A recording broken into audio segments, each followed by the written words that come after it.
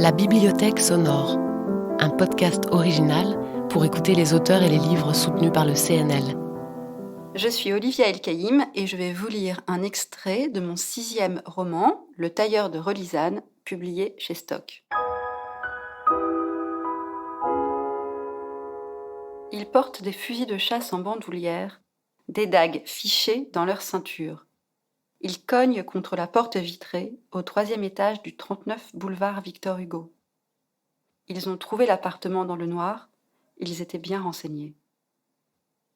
Ils patientent dans la coursive. Combien sont-ils ? 5, 6, pressés les uns contre les autres, et un 7e au volant du camion qui attend en bas, à l'angle de la rue du Fortin. Moteur coupé, phares éteints. L'eau jaillit de la fontaine au milieu du patio. Son murmure se mêle au chuchotement des hommes et à un cri autoritaire.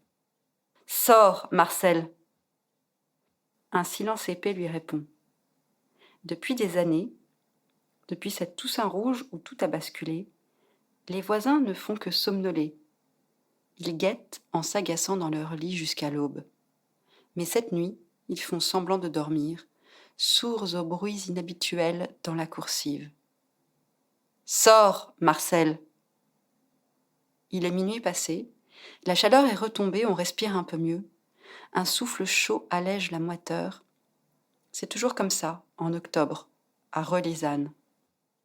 Marcel a tout entendu.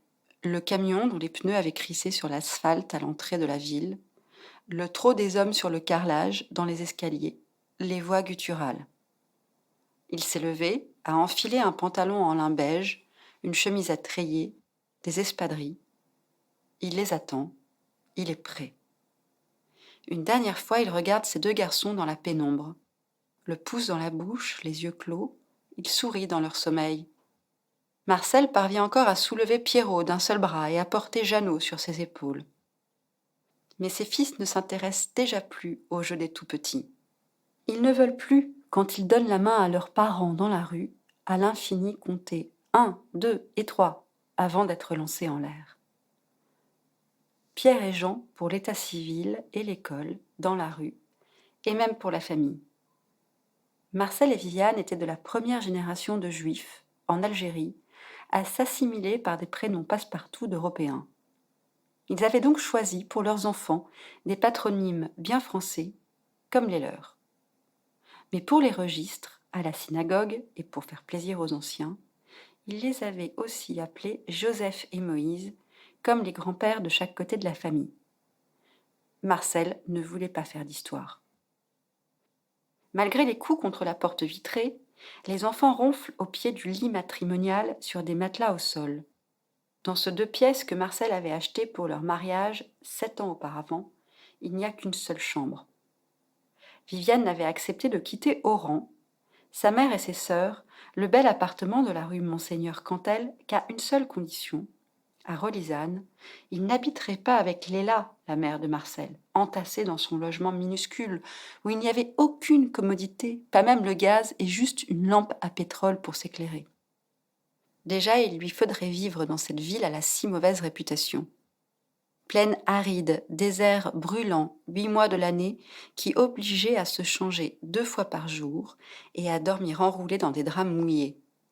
Elle devrait supporter cette Cayenne soumise aux invasions de sauterelles, de moustiques gros comme le pouce et où sévissaient encore le choléra et les épidémies de typhoïde. Marcel avait dépensé toutes ses économies, ses payes de soldats, sa prime de démobilisation de 1000 francs, jusque-là scrupuleusement conservée au comptoir d'escompte de Relisane, dans cet appartement petit mais fonctionnel, pour satisfaire sa jeune épouse. « Ouvre, Marcel !»